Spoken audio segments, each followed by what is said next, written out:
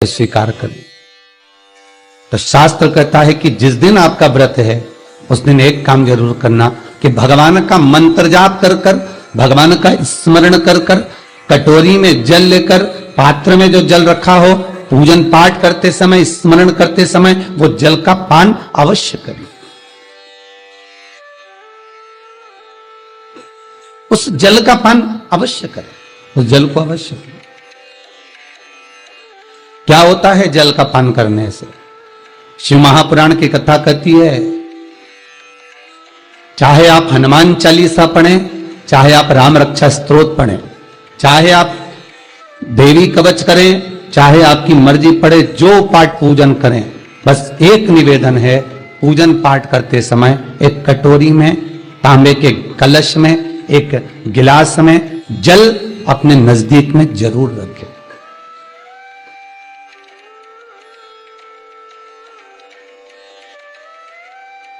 क्या होगा उससे?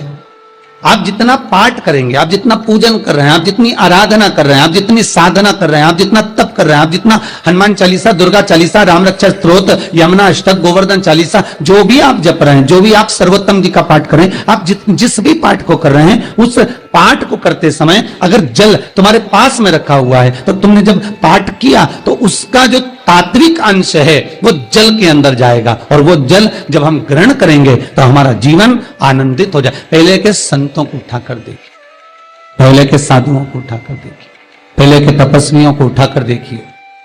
साधु सन्यासी तपस्वी जहां पर तप करते थे उनके पास में कमंडल में जल रखा रहता था।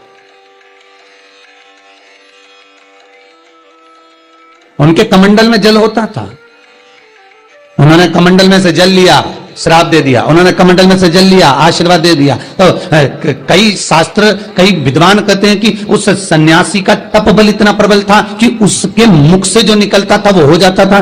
ध्यान देना, सन्यासी के तप बल से भी प्रबल था उसके कमंडल का जल, जिसको वो पठन करता था, तप करता था, साधना करता था, भजन करता था, कीर्तन करता था, तो जो जल उसके पास में रखा रहता था उसमें इतना पावर आ जाता था कि बस उसको छोड़ते ही वो श्राप लग जाता था।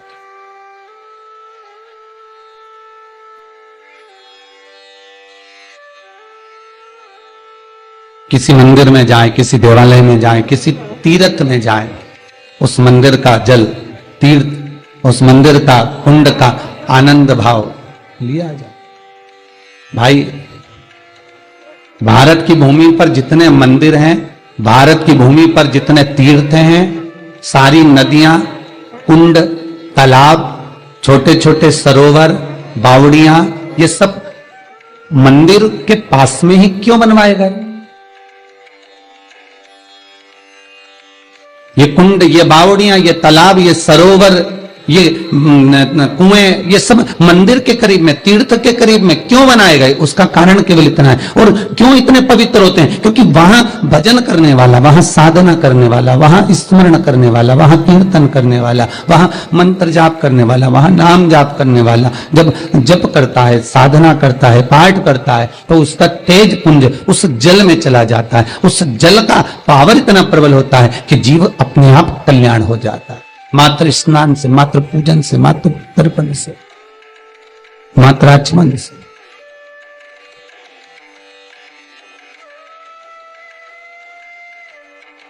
शिव महापुराण तो यहां तक कहती है कि आप शंकर भगवान को जल चढ़ाएं, थोड़ा सा जल पात्र में रख लें, जहां पूजन कर रहे हैं, जब थाली से पूजन, पहले सबसे पहले तो जल ही चढ़ाओगे ना, जल चढ़ाने के बाद उस पात्र को रख लें, थोड़ा सा पानी उसमें बचा लें, 2-4 बूंद, 8 बूंद, 15 बूंद, 20 बूंद, 1 किलो, थोड़ा सा। भगवान शिव की आराधना करी आपने, दिया बत्ती करा, पूजन करा, आराधना करी, मंत्र जाप करा, घंटी का नाद करा, और भी लोग आए, उन्होंने भी भगवान का नाम लिया। जब घर की ओर प्रवेश करें, पूजन की थाली जब लेकर चलें, तो जो कलश में जल हो उसका आचमन कर लें या अपने ऊपर छींट लें, उससे सुख का अनुभव होता है।